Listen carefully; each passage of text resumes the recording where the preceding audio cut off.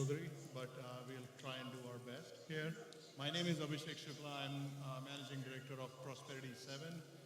We are a $5 billion fund backed by one LP, which is Saudi Aramco, and we invest in all enterprise and deep tech. A lot of the domains which entrepreneurs here today represent. So happy to connect after that. But today is all about, and this panel is all about the folks here with me on the panel. So without further ado, I'll probably ask each of the panelists to introduce themselves. Take about 60 seconds. Tell us more about the company. Tell us more about yourself, and then we'll get into the panel right away. Maybe we begin with you, Sid. Hello, can you hear me, everyone? All right, thank you. So thanks, everyone, for being here. And my name is Sid Sheth. I'm founder and CEO at a company called D-Matrix. We're literally in the building next door at the Tech Mart. So I had to just walk here to my panel. So thanks for the nice location. We are a company that's building AI computing chips. So we're a silicon company. We build not just the chips, but we also build cards, acceleration cards, and the software that goes along with it. So it's essentially a platform that can plug into AI computing servers. We don't build the servers. We work with partners and OEM servers with folks like Dell, HP, Supermicro, and others.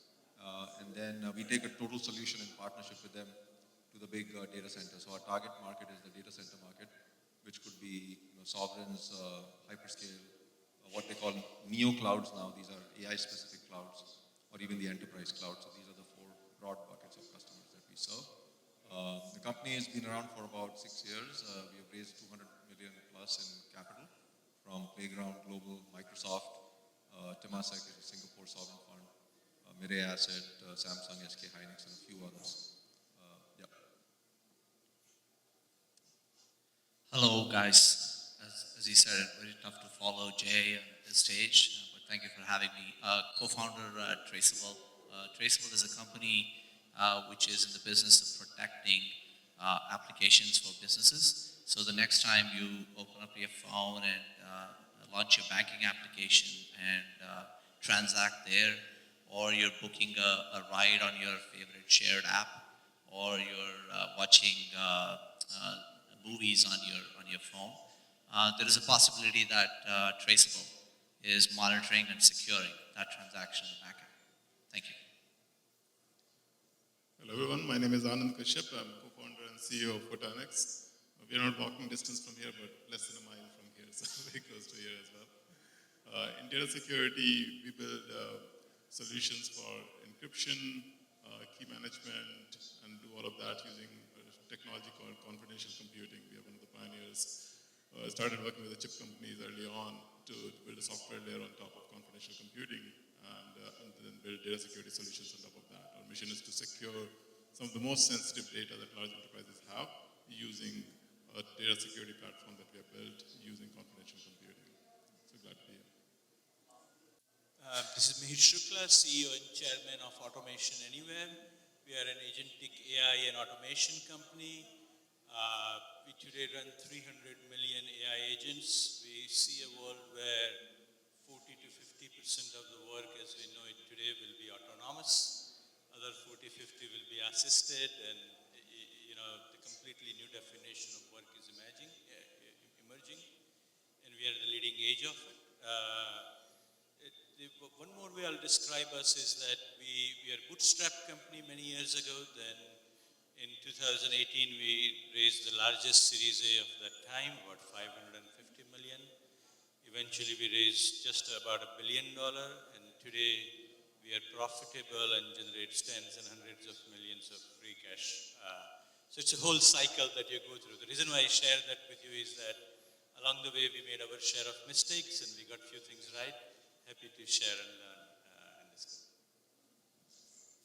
Hi everyone, this is Garima. I'm the co-founder and CEO at MilO. We are a hyperscale object store for data and AI workloads. We started the company in 2014, so we've been doing this for 10 years now, so a lot more gray hair. But from 0 lines of code to now, we have around 2 billion downloads, and 8 out of 10 largest banks in the US use our product. Think of us powering the largest data infrastructures in the EV and leading AI companies in US. Thank you. Great, fantastic. So thank you again for the introductions. Maybe I'll start with you, Garima. Obviously, MilO, as you just mentioned, has been on a tremendous growth trajectory. You guys have been doing this for some time now. You know, balancing growth along with profitability is not an easy task, as Mihir just also mentioned. How do you guys think about this in a longer, how do you keep your teams aligned? How do you keep them motivated as you're going through, you know, balancing the yin and the yang? I think everything starts from founders and the DNA of the founders and what kind of company that you want to build. You know, for me and my co-founders, we were very clear that we want to build a long-lasting company as compared to, you know, just have a quick exit. Nothing wrong in that, but that is what something that we want to do. And once we had those fundamentals clear, you know, we wanted to do things right that made sense for us. And of course, we have very good investors that also understood our vision to build a long-lasting company. And once everything was aligned from the vision, then we knew the kind of team that we wanted to build. One of the things that we have done at MilO is that we don't have a culture of layers and layers of managers. We have a very flat organization structure. We are a company of leaders all the way to the down. And once you have high-performing leaders who are doers, they automatically build very high-velocity teams and high-performing teams. So a lot of the things can get worked on by itself if you get the right leadership in place, the leadership who's aligned with the long-term vision of the company. So I think that has helped us tremendously. And, you know, it's not about growth versus profitability. I think as a startup, you should always be focused on growth, but growth with the right fundamentals, and then profitability will follow. Great, thank you. Any specific cultural pieces apart from removing the layers of your management which has, you know, provided you with success? Anything you would like to share? Yeah, we joke internally that even though, you know, we are a data store company, we never hire from storage companies. And I think that has really led to a good culture within MilO. We never hire from traditional companies like Dell's or NetApps of the world because they come with their own understanding and thinking, and they don't have much fresh ideas. I don't want to sound biased, but that's what happens when you grow in storage industry, right? So that has been one thing that we've been very strict about. We want to hire people who are doers, who are humble, and who have passion to learn. So once you have those things, then you really cannot go wrong. Yeah, exactly. Great, thank you. Let me move to you, Mihir. Obviously, you know, you talked about this. You've built Automation Anywhere into a very powerful organization. Obviously, during this journey, there were multiple ups and downs, economic, you know, cycles which went into this.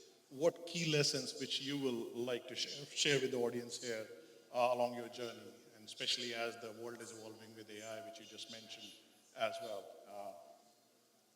I think for us, everything starts with the mission statement and your commitment to it. From the day when we said our goal was to enable 1 billion knowledge workers with AI and transform how we work so that we unlock the intellectual capacity of the planet towards more worthy goal. Turns out, I think that journey will continue for 200 years. We just have our role to play in that, right? So now you're set on a path, and we continue to make progress. We got to 300 million, so that's something. I think the other way to think about building these companies is, I think, in terms of a framework where you start with a product-led, then it's a sales-led, and then it's market-led, and then it's distribution-led.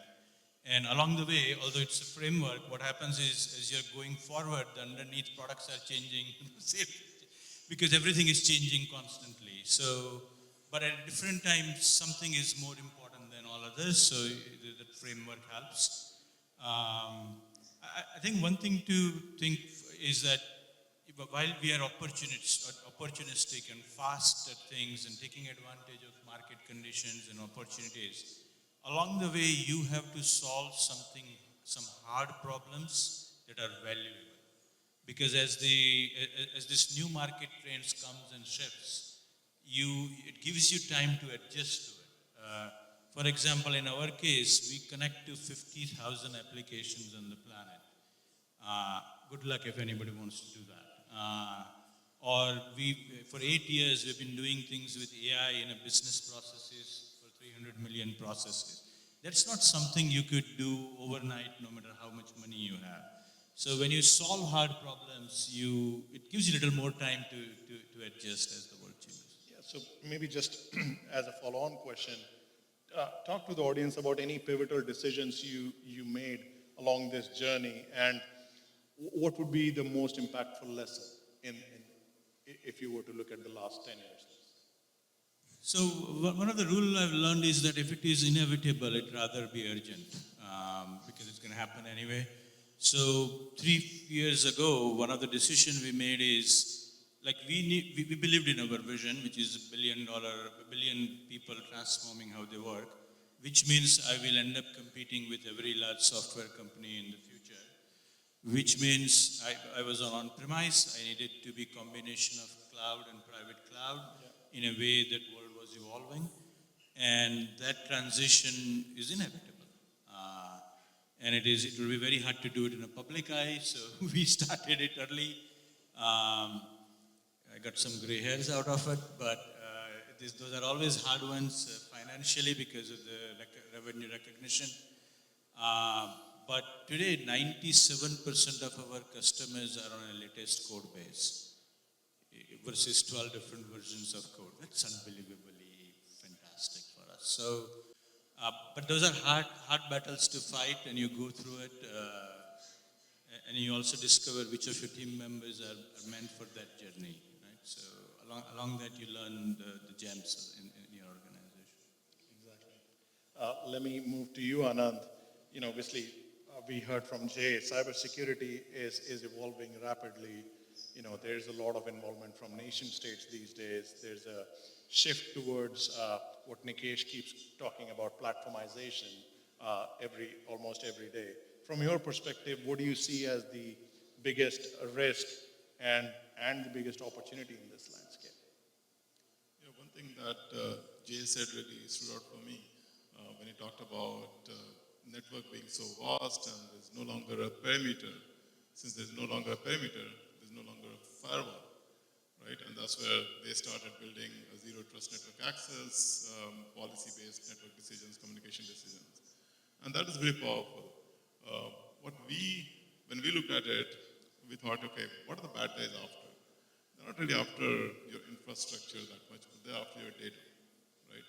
So what if security becomes data first? And if you can secure the data itself, secure it throughout its life cycle, whether it's at rest, in motion, also in use, and secure it wherever it goes, whether it's on-prem, or cloud, or it goes to SaaS, or anywhere else. If the security travels with the data, that security paradigm is way better, in our opinion, than an infrastructure-based security. The other thing that Jay also said, which resonated with me, was this notion of inertia in large enterprises.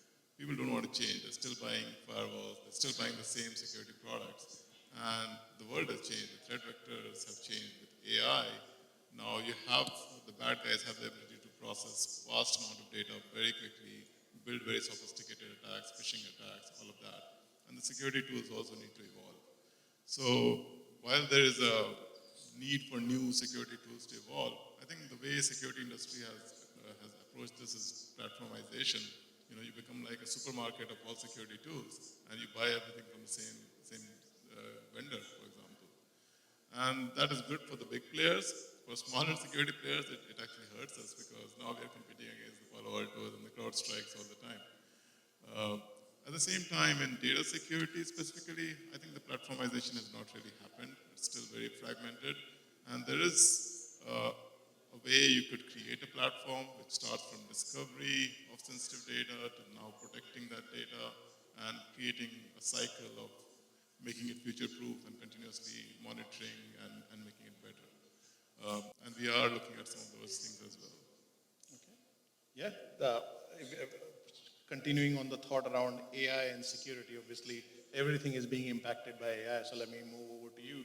Sanjay, and talk about, the APIs and how they are being protected, and more importantly, in the world where everything will be infringed, guess what? Everything will be infringed with APIs. So, I don't want to advertise your company, but at the same time, what I'm trying to understand is how do you show up in this world?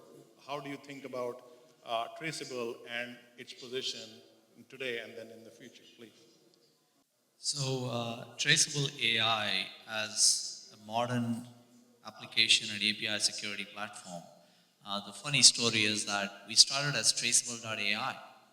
This was 6 years ago, okay? So you can imagine the amount of pushback that I got not only from security leaders, but also across the board, right? Luckily for us, we had the conviction as a company to say AI is the future for protecting applications going forward. Why I say that is that means that sometimes as startups, when they take on something as a new problem, they need to have that conviction to say, this is the direction things are going to go, right? So now if you think about, cut to 24, 23 and everything else, most of the applications that are getting built now, as you were saying, are built on modern web technologies, modern APIs that way, and then Gen AI services and data services in the backend.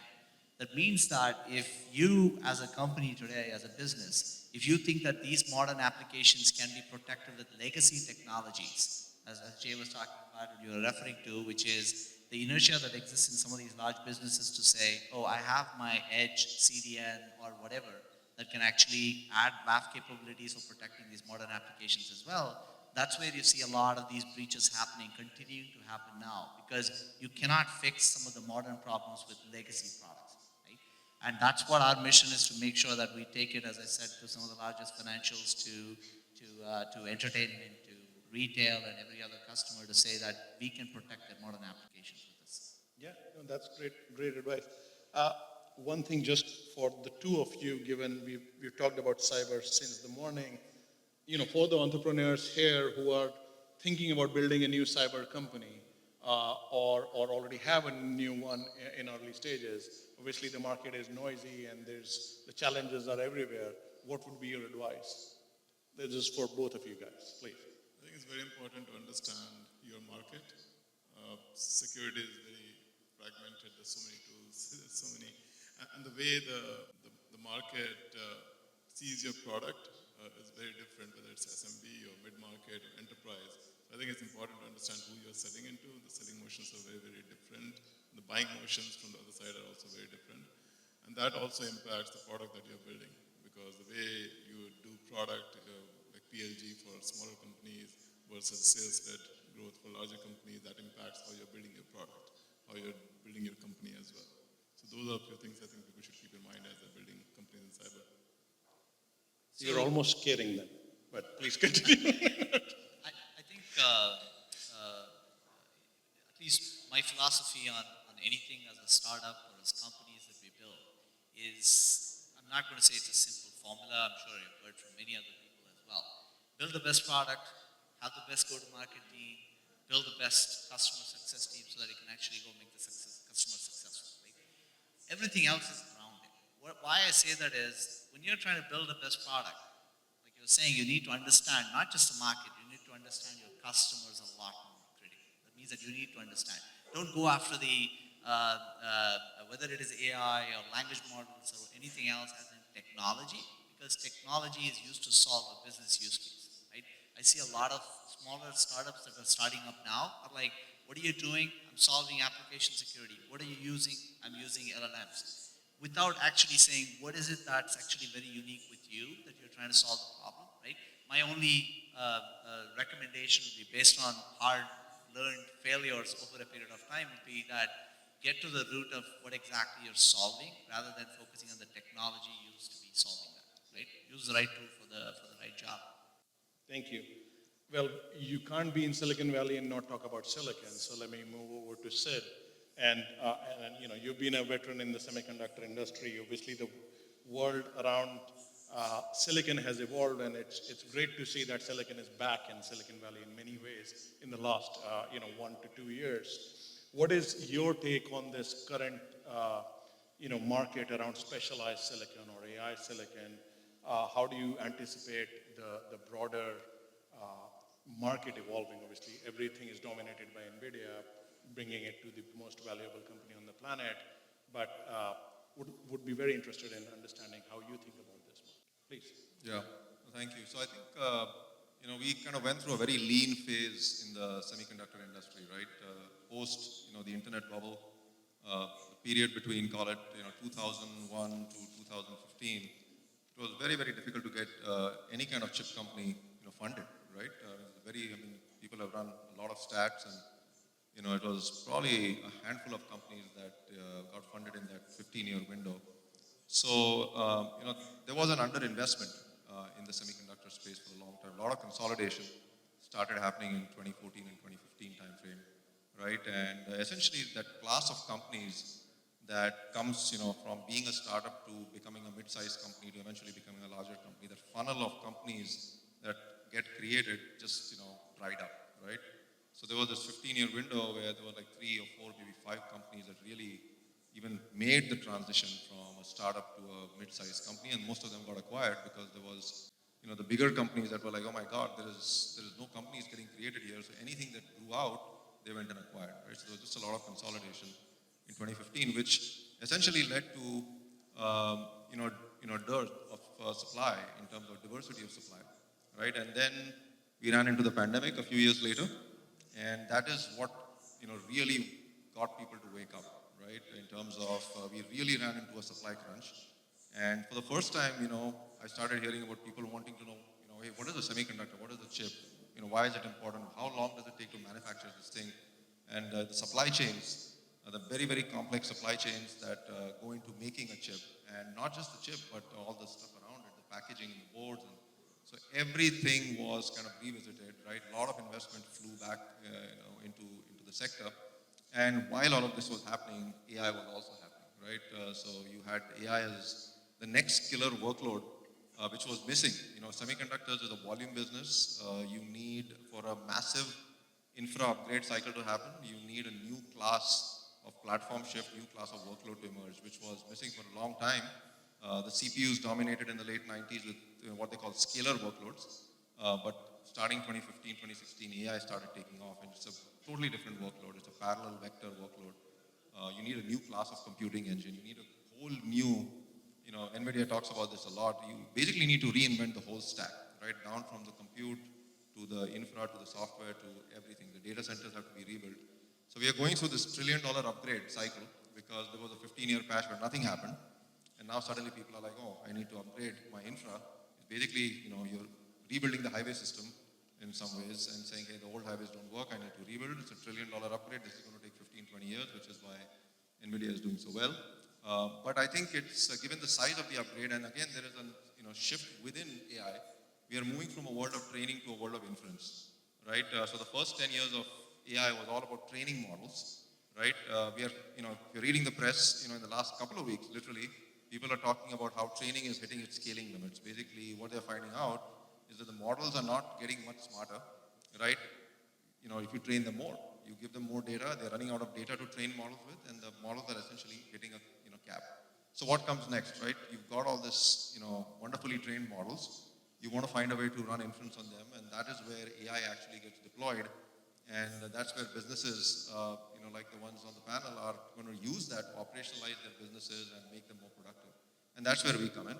We are essentially saying that, look, and that was our thesis when we started the company in 2019. And again, there were not many believers back then. We said, hey, training is going to be probably 20% of the market in the long term. Inference is going to be 80% of the market. Today, inference is still about 70 to 80, training is still about 70 to 80%, and inference is about 20%. So that's going to flip over in the next 5 to 10 years as inference becomes more popular. And I think you need, our thesis again is you need a new class of computing platform to make that happen. There were CPUs, there were GPUs. GPUs are NVIDIA and AMD, a 30-year-old compute engine from the 1990s that is still powering the AI revolution. We think that cannot continue. You are going to run out of steam. You need a new class of computing engine that is built from the grounds up for AI, specifically for AI inference, which is going to be the larger workload. And that is where D-Matrix is trying to solve that massive problem to go solve that. Great, thank you, Sid. Let me transition. This panel is also about, sharing your leadership experiences. You guys are very successful entrepreneurs and have built resilient companies. So, in this section, I would love for each or every one of you to just jump in and answer the question. I have few of mine, and I'm sure audience might have few as well. The first thing which comes to my mind is creating this high performance culture, and it's always about balancing between your innovation in your company as well as the accountability, because you are against tight deadlines here. How do you guys inspire your teams for this fine balance? Anyone?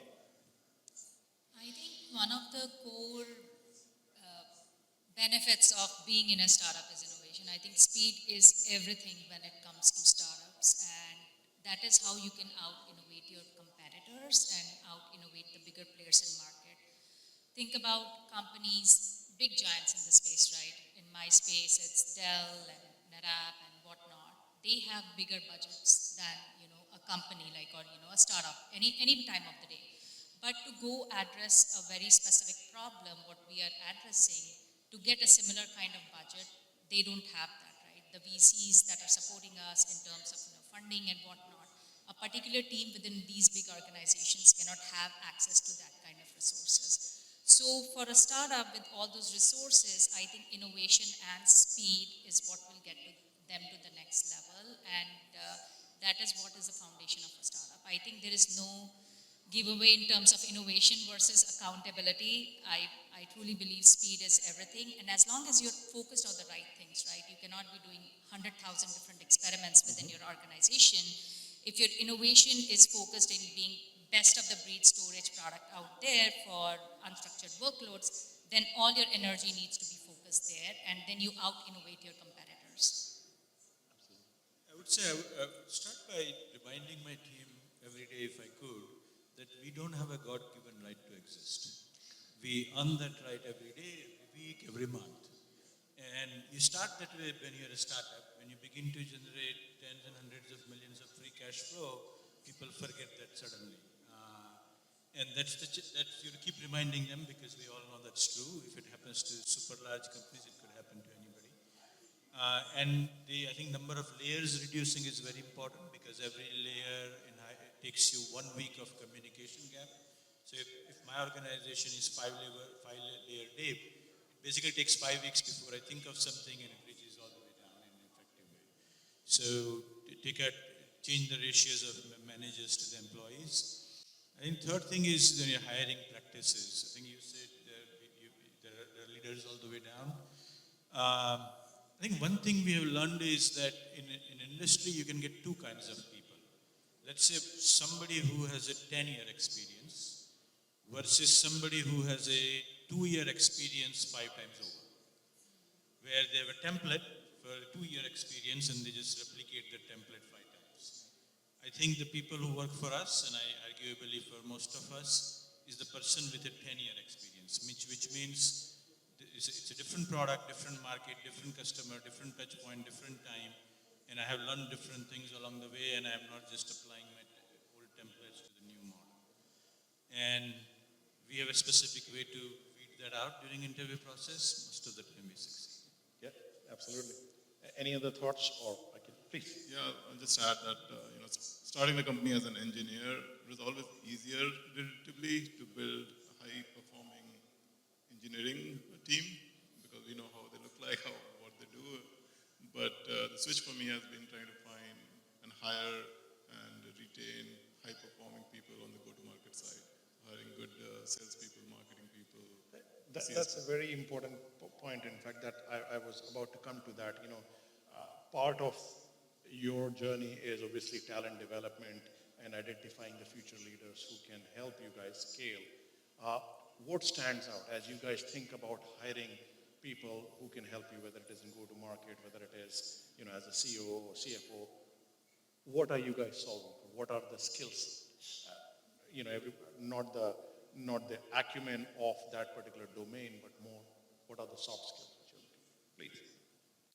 One thing similar to Garima is we don't hire from our direct competitors generally, because we try to be faster than them, better than them, and And what we find typically is when we hire directly from them, they have underperformed.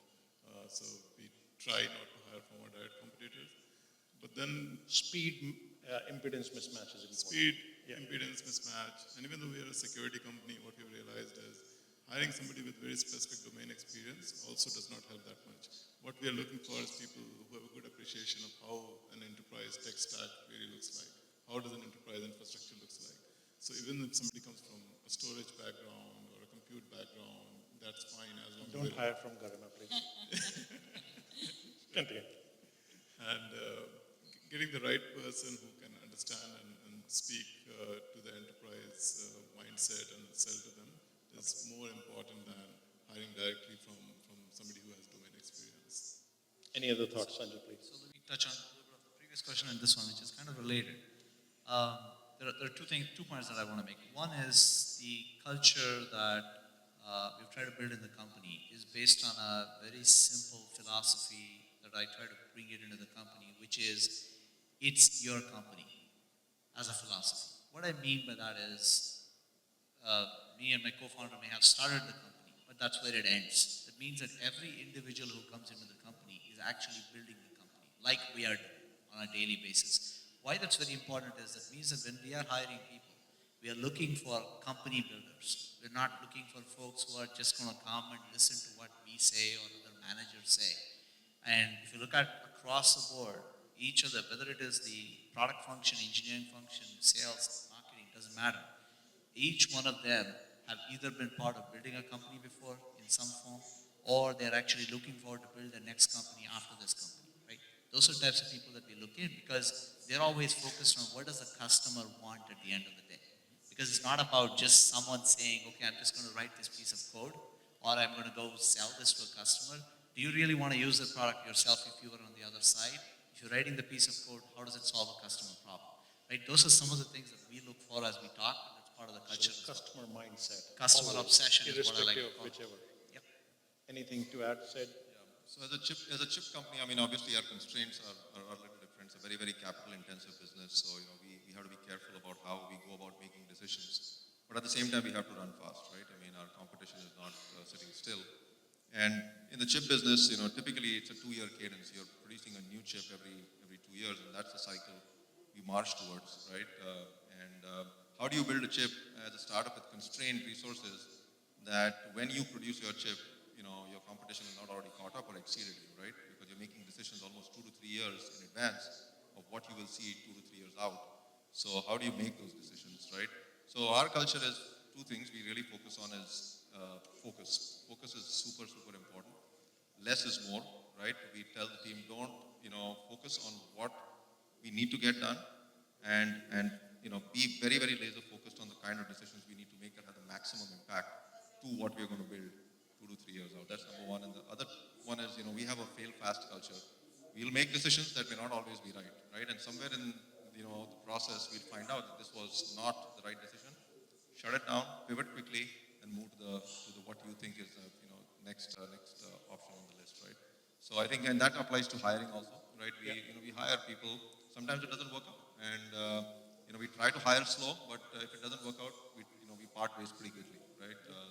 So those are the kind of things we have instituted. So I'm going to extend that thought a little bit, obviously, and Garima touched on it earlier as well. As a startup CEO, as you're building your organization, there's always a balancing act between speed, but then also deliberation. There are only few silver bullets which are available, and yes, you need to move fast, but at the same time, if you make a wrong decision, fail fast, some of those could be lethal if they come in quick succession. So, as you guys think about this, deliberating speed with the movement, what goes through your head? How do you make those decisions, especially as some of these could be long-term impacts for your companies? I mean, as the leader, the job is to make the decisions, right? And that's your only job. And most of the times, you will not have all the data to make the decisions, as simple as that. And I think Jay also alluded to this in his talk earlier, that when you don't, when with the limited data, you also need to think about, what your intuition is saying, based on what the market is showing, all those things, right, come into play in terms of making a decision. And once you make a decision, I like to go 100% in. And once you've made up your mind, you just get your team aligned that this is the direction we are headed.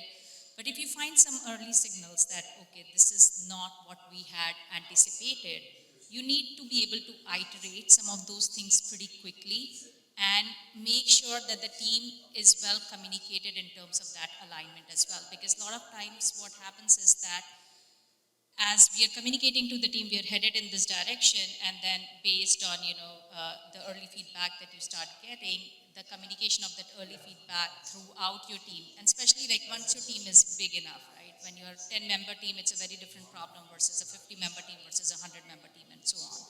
So communication becomes extremely important in terms of getting the teams aligned quickly and be able to iterate fast. Because I think in a startup world, pivoting is very expensive. Like when you do like a 180-degree turn, that is extremely expensive, and it's very hard to roll back at that point of time. What a startup needs to do is just make smaller and smaller alignments, because even if you turn your ship like by 5 degrees, at the end of the day, you will see if you keep moving in that direction, the result will be very different from where you started. So I think those smaller alignments are much more important than thinking through one big pivot for the company, because that's extremely Iterative expensive. improvements Yeah, rather exactly. than making bigger decisions Exactly. is probably Exactly. what you will prefer. Sorry, you had an opinion. Just to add to that, if there is one framework at least I have in my head, which I use a lot, is the impact and reversible nature of that impact, right? Positive or negative. It depends on how you look at it. Right? So it means that every kind of decision, if you look at it, either you can say, is this a small impact related to what she's saying, and how, if it's a big impact, how easy is it to reverse it, and how easy is it to recognize it. So I use that all the time, because otherwise you'll always be in analysis paralysis, right? So if somebody comes and says, yeah, I do this, I try this for a week, we will know exactly if it did work or not. Okay, what's the impact? Are you going to bring down my biggest customer tomorrow?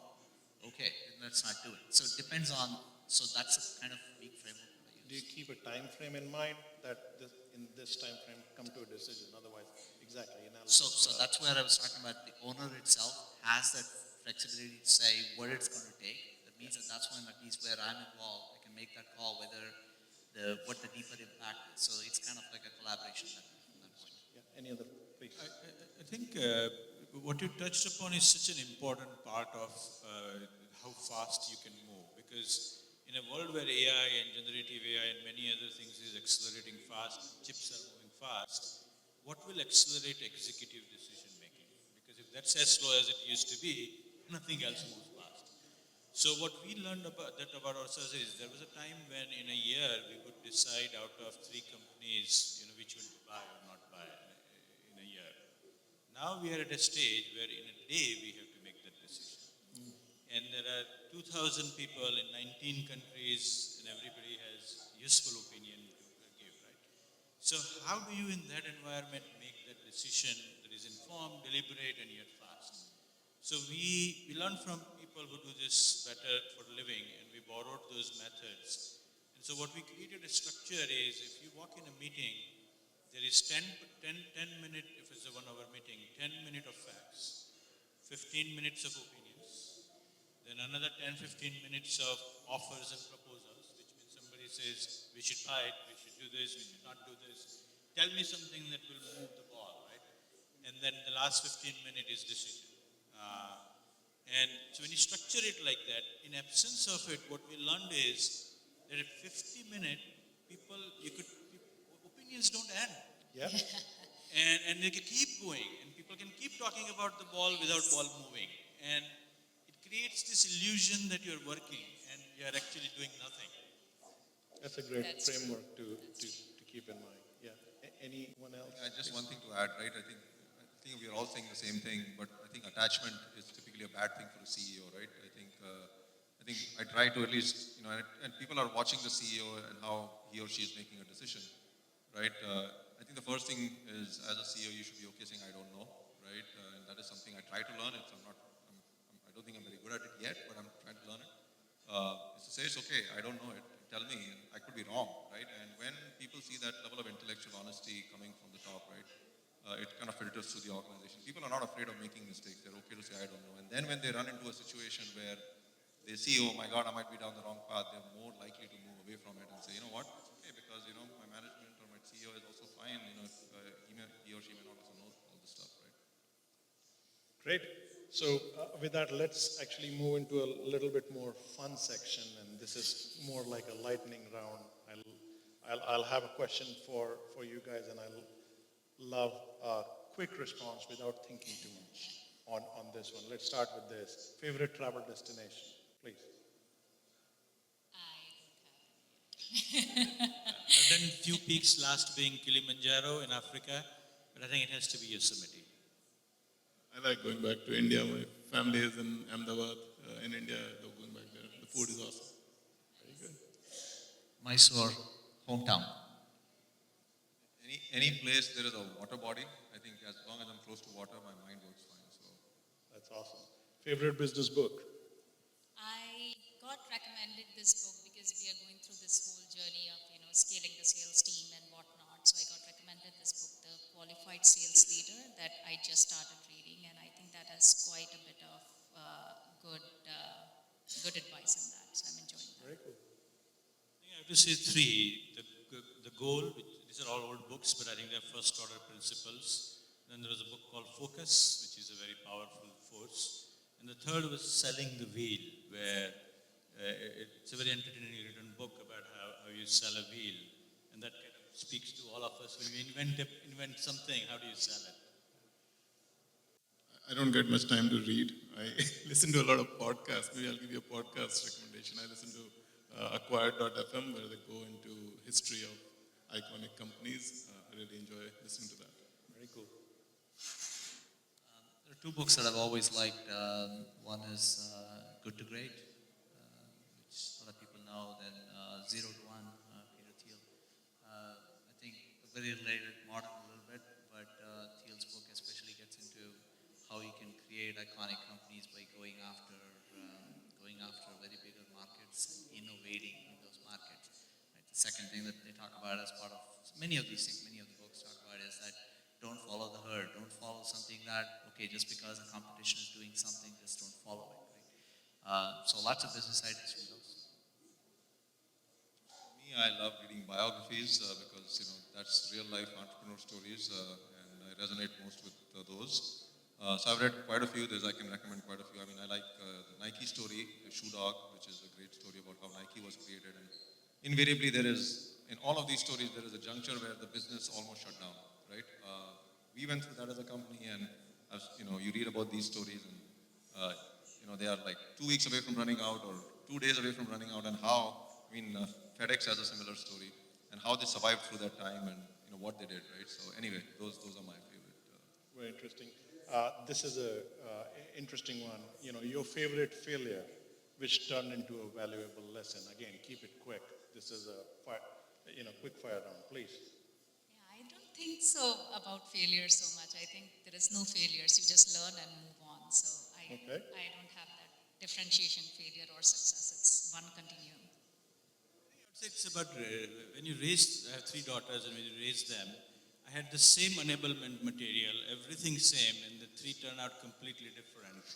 And that taught me a lot about management and how I should treat people, and it worked both ways, where you get it wrong and you learn about raising children and managing people, and both learn from each other. I'll give an example from my company rather than my personal life. We had a similar moment as the CrowdStrike outage, and that was crazy.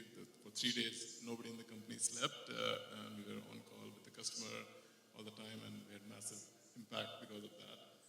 But then we learned a few things, getting more resilient, building a more resilient SaaS after that. And communication was key. What we found that a lot of our customers, they understand if something goes wrong. And this was a freak event, not caused by us, but one of our upstream providers.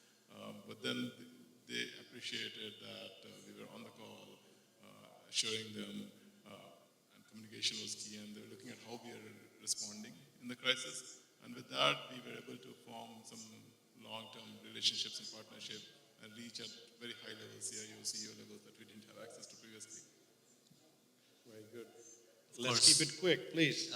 Lots of mistakes, but one mistake was about a decade ago, I was supposed to be on a business call for a customer at 3 a.m. in the morning, and I missed it, okay? So that was a big learning for me that if I commit to it, I better be there, and so obviously a great learning that's come out of it, where now we have customers worldwide and have to show up whatever time it is, right? Absolutely. I'm with Garima. I think there's no failures in life. I think failures happen when you give up. So everything else is a lesson. So learning opportunities. Okay. Let's see if Garima will answer this one. What's your morning ritual or routine? First thing you do in the morning. You know, the thing is that, I don't know, I think there are some Hindi-speaking audience here who must have heard this phrase, Iodex maliye kaam pe chaliye. So that's, for non-Hindi-speaking, it's like get up, stretch, and get to work. So I have a very boring life. Okay. Exercise. Exercise. Look at Slack. Very good. I'm a 5 a.m. guy starting with meditation. Same here. I start with meditation. Very cool. Favorite app on your phone which is non-work related? I think Slack. I know that's Non-work work. related. Maybe WhatsApp then? That's mix of, personal and, Okay. works. WhatsApp. I'll take it. I'm trying to live without apps and digital, trying to remind myself that my job is to lead and not reply emails. I'm slowly getting better at it. How's it going? I'm very curious. There's an app called Phone Lock. The camera app. Camera app. Okay. Very cool. Chess for me. Chess. Yeah, WhatsApp for me. Okay. Very cool. I think in terms of just closing, moving on to that, any parting advice you guys will have for the folks here who are either thinking about building their companies or already just started on that journey? Any parting advice? I can start. This is a lesson we learned is when you're starting out, right? The temptation as entrepreneurs, we are all biased to action, right? We want to go out and show progress, right? And you know what? You want to say, hey, look, I started this. This was my idea. It's real. I made progress. I think there's plenty of data and studies done that one of the biggest reasons companies don't make it is because they run out of the gate too quickly, right? And they go down the wrong path, and then it's a couple of years have gone by, and it's very difficult to pivot as a startup. You don't have product market fit, whatever, right? So my advice is take your time, be patient, don't be in a rush. I think there's a good video on the founding of NVIDIA where they talk about how the three founders spent the first 6 months fighting over where they're going to have lunch that day, right? And what came out of that was they formed a decision-making process. They said, okay, if something doesn't work out, we can't agree on something, how are we actually going to go down and get to a decision? And that actually stood them in great stead, as they kind of built the company, right? They didn't even have a business plan in the first 6 months. So anyway, that's The only thing that I'll tell you is that startup journeys are never a straight line. There'll be lots of ups and downs as you get through it.